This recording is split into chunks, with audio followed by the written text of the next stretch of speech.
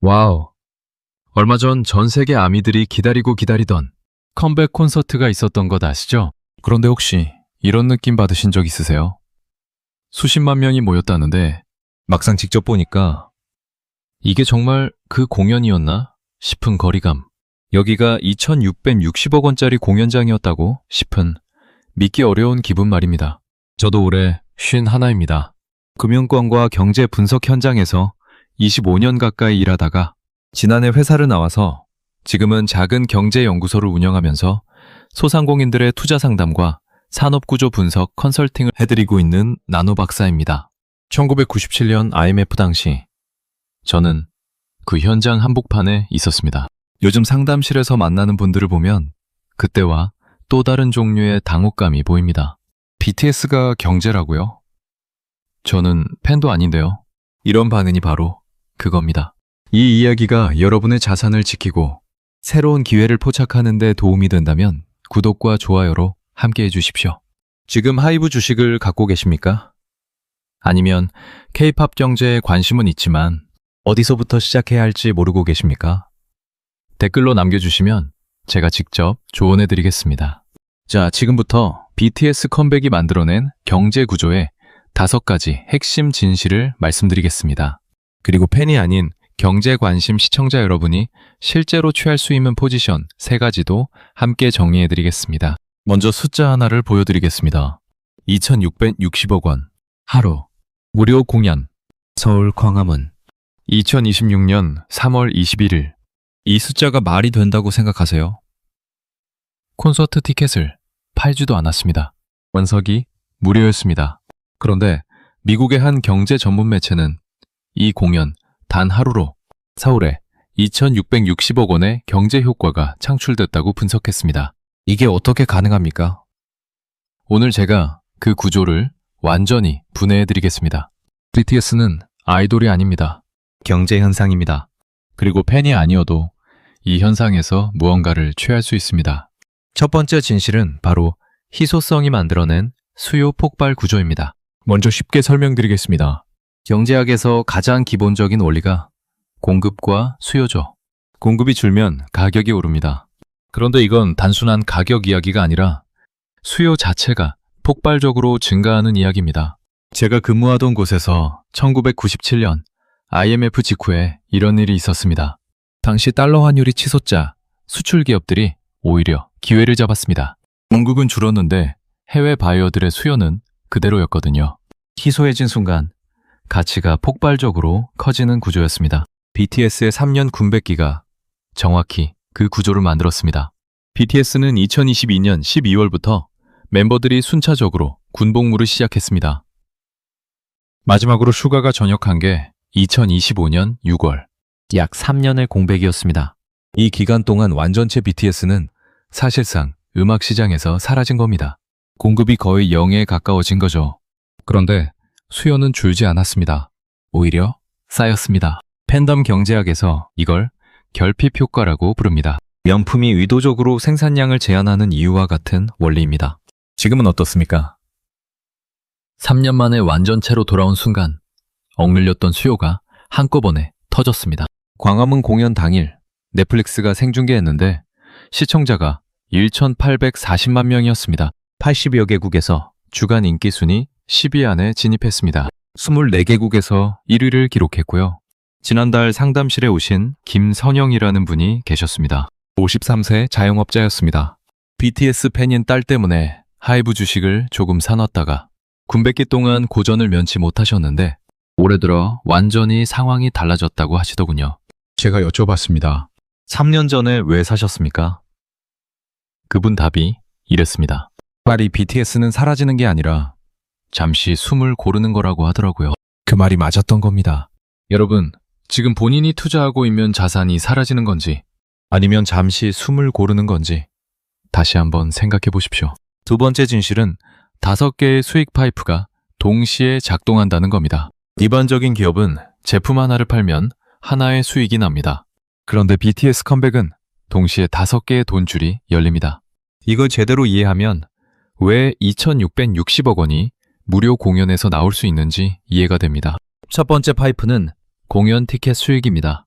이번 월드 투어는 79회, 34개의 도시입니다. 한 경제 매체 추산 순수 티켓 수익만 9천억 원에서 1조 2천억 원입니다. K-팝 단일 투어 역대 최대 규모입니다. 비교를 위해 말씀드리면 테일러 스위프트의 에라스 투어 티켓 수익이 약 3조 130억 원이었습니다. BTS는 공연 횟수가 절반도 안 되는 79회인데 이 수준에 근접합니다. 두 번째 파이프는 앨범과 스트리밍입니다. 이번 앨범 선주문만 400만 장, 초동 판매 420만 장, 누적 600만 장 전망입니다. 발매 첫날 스트리밍 플랫폼 재생수가 1억 1천만 회였습니다. 2026년 최고 기록이라고 합니다. 앨범 한 장 수익을 보수적으로 15,000원으로 잡아도 600만 장이면 900억 원입니다. 여기에 저작권료, 음원 수익을 더하면 수천억 원 단위입니다. 세 번째 파이프는 굿즈와 기념품 판매입니다. 콘서트 한 회당 기념품 매출이 티켓 수익의 30에서 40%에 달합니다. 업계 관행 기준이 그렇습니다. 79회 공연 전체로 보면 기념품만으로도 수천억 원 단위의 추가 수익이 발생합니다. 그리고 더 흥미로운 숫자가 있습니다. 팬 한 명이 투어 기간 동안 쓰는 평균 금액 말입니다. 티켓, 기념품, 항공, 숙박 합산하면 최소 100만 원 이상으로 추산됩니다. 예상 관객 500만 명 기준이면 이것만으로 5조 원 규모의 소비가 일어나는 겁니다. 네 번째 파이프는 스트리밍 플랫폼 독점 계약입니다. 광화문 컴백쇼를 190개국에서 독점으로 생중계한 플랫폼의 계약 규모가 수백억 원대로 추산됩니다. 흥미로운 건 그 플랫폼이 수백억 원대의 외부 광고 제한을 전부 거절했다는 겁니다.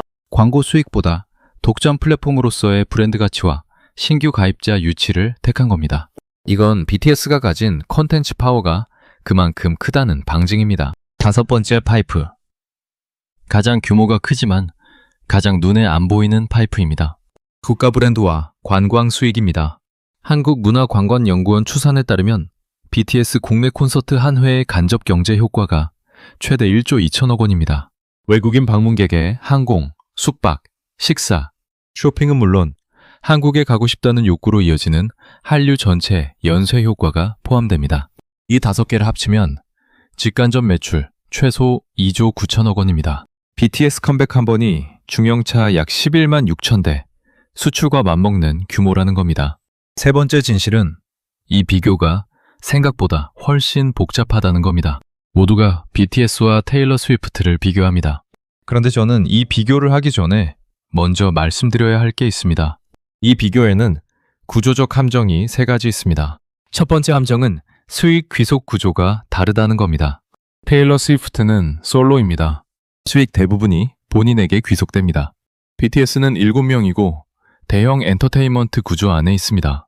멤버들이 n분의 1로 나눈다는 게 공식적으로 알려졌습니다만 그 전에 회사와의 배분이 먼저 이뤄집니다. 같은 3조 원이라도 구조가 완전히 다릅니다. 두 번째 함정은 확정 수치와 추산 수치의 차이입니다. 에라스 투어는 이미 종료된 확정 수치입니다. BTS 아리랑 투어는 현재 진행 중입니다.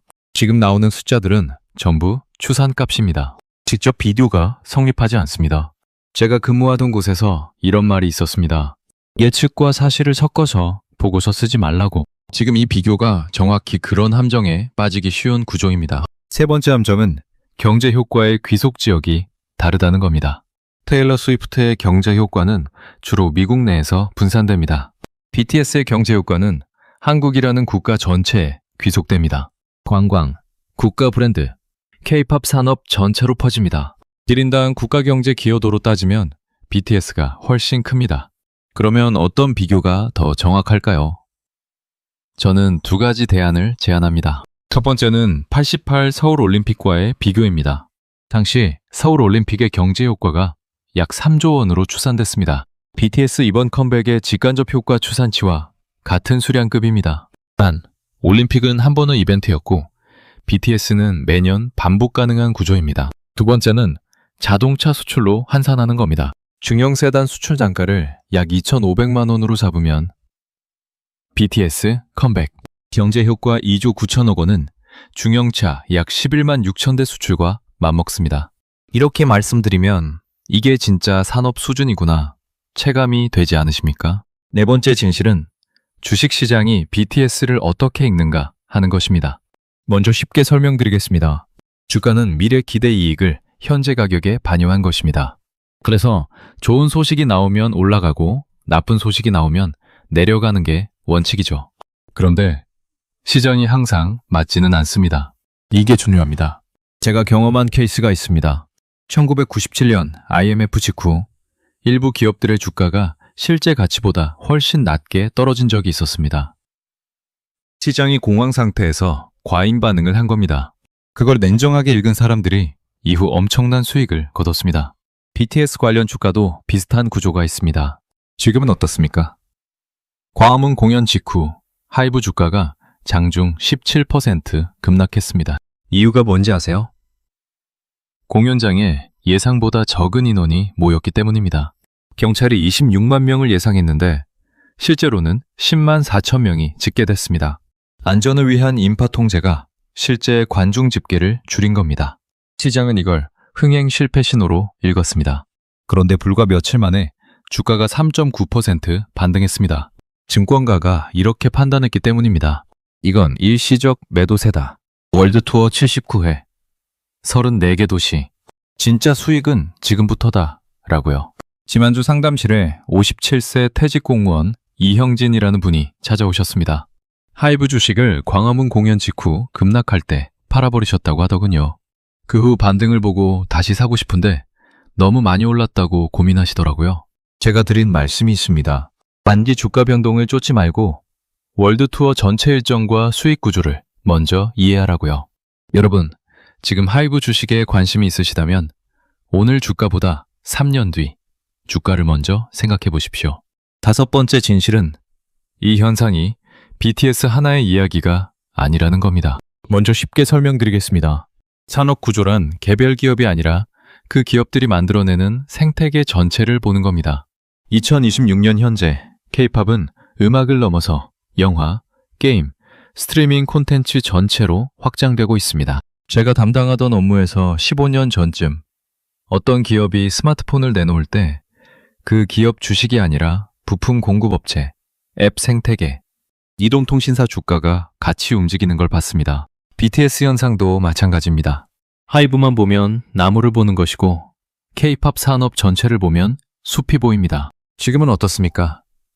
2026년 한국 콘텐츠가 미국 아카데미에서 장편 애니메이션 부문 수상을 했습니다. K-팝이 음악을 넘어서 글로벌 콘텐츠 주류 산업으로 진입했다는 신호입니다. 하이브, 카카오 엔터테인먼트, SM, JYP 이 매 회사가 만들어내는 K 콘텐츠 생태계는 지금 글로벌 주류 산업으로 진입하고 있습니다. BTS 컴백은 그 흐름의 정점에 있는 이벤트입니다. 지난달 제 연구소에 오신 최창우라는 38세 직장인이 있습니다. K-팝 회사 주식에 투자하고 싶은데 팬이 아니어서 어디서부터 시작해야 할지 모르겠다고 하셨습니다. 제가 이렇게 말씀드렸습니다. 팬을 필요 없습니다. 이 산업의 수익 구조와 성장 방향을 이해하면 됩니다. 이 구조를 이해하면 다음 10년의 한국 콘텐츠 산업을 훨씬 넓은 시야로 볼 수 있습니다. 자, 이제 핵심입니다. 팬이 아닌 여러분이 이 흐름에서 실제로 취할 수 있는 포지션 3가지를 말씀드리겠습니다. 첫 번째로 말씀드리고 싶은 건 투자 관점에서 생태계 전체를 봐야 한다는 겁니다. 1997년 IMF 때 살아남은 사람들의 공통점이 뭐였는지 아십니까? 하나의 자산에만 의존하지 않았습니다. BTS 투자도 마찬가지입니다. 제 상담 고객 중에 하이브 주식만 샀다가 광화문 공연 급락 때 손절하신 분들이 계십니다. 그분들이 놓친 게 뭔가 하면 투어 수혜주 전체 지도입니다. BTS가 가는 도시마다 항공사, 호텔, 공연 인프라 기업이 수혜를 받습니다. 글로벌 공연 기획사 중 미국 상장된 곳은 BTS 북미 투어의 직접 수혜주입니다. 스트리밍 플랫폼은 BTS 중계 이후 해당 국가 신규 가입자가 유의미하게 증가하는 패턴이 있습니다. BTS 투자라고 하면 하이브만 보는데 생태계 전체를 보면 더 넓은 기회가 있습니다. 두 번째로 말씀드리고 싶은 건 비즈니스와 소비 관점에서 정보 격차를 이용하라는 겁니다. BTS 월드 투어가 가는 도시에서 비즈니스를 하신다면 이건 직접적인 기회입니다. 고향, 도쿄, 뉴욕, 런던, 라스베이거스 이 도시들의 숙박, 외식, 교통 수요가 공연 전후로 폭증합니다. 부산 공연 일정이 발표되자마자 부산의 주요 숙박업소 가격이 급등했다는 뉴스가 나왔습니다. 이걸 미리 알고 움직이는 것과 모르고 있는 것의 차이. 그게 정보 격차입니다. 투어 도시 항공권과 숙박을 일정 발표 직후 선점하는 것만으로도 비용을 크게 줄일 수 있습니다. 혹시 여러분이 이 도시들 중 어딘가에서 비즈니스를 하고 계신다면 지금 당장 공연 일정을 확인해 보십시오. 세 번째로 말씀드리고 싶은 건 가장 장기적으로 중요한 포지션인 산업 구조 이해라는 겁니다. BTS 하나만 보지 마세요. 판 전체를 보세요. K-팝이 만들어낸 음원, 공연, 스트리밍, 게임, 기념품. 복합 수익 모델은 지금 글로벌 콘텐츠 산업의 새로운 표준이 되고 있습니다. 이 구조를 이해하면 BTS 이후에 올 다음 주자가 누가 되든 그 수익 구조가 어떻게 작동하는지 미리 알 수 있습니다. 제가 25년 현장에서 배운 것이 있다면 산업 구조를 이해하는 사람이 개별 종목을 아는 사람보다 장기적으로 더 잘 생존한다는 겁니다. 다시 한번 말씀드립니다. 2,660억 원 하루 무료 공연. 이제 이 숫자가 다르게 보이시나요? BTS는 아이돌이 아닙니다. 공급 희소성을 설계하고 글로벌 수요를 결집시키고 5개의 수익 파이프를 동시에 작동시키는 경제 시스템입니다. 그리고 이 시스템은 지금 막 다시 켜졌습니다. 1997년 IMF 당시 살아남은 사람들이 있었습니다. 그들은 특별한 사람들이 아니었습니다. 단지 구조를 이해했던 사람들이었습니다. 패닉에 휩쓸리지 않고 남들이 다 팔 때 사고 산업의 방향성을 읽을 줄 알았던 사람들이었습니다. 반대로 무너진 사람들도 있었습니다. 설마 하며 아무것도 하지 않았던 사람들이었습니다. 오늘 이 이야기를 들으신 여러분은 이제 선택해야 합니다. BTS를 경제현상으로 읽을 것인가? 아니면 그냥 아이돌 이야기로 흘려들을 것인가? 내일 아침부터 작은 행동 하나만 바꿔보십시오. BTS 월드 투어 일정을 한번 검색해 보십시오. 하이브 주가 차트를 한번 보십시오. K-팝 산업의 수익 구조를 한번 찾아보십시오. 그 작은 관심이 여러분의 투자 시야를 넓혀줄 수 있습니다. 팬이 아니어도 됩니다. 숫자만 보시면 됩니다.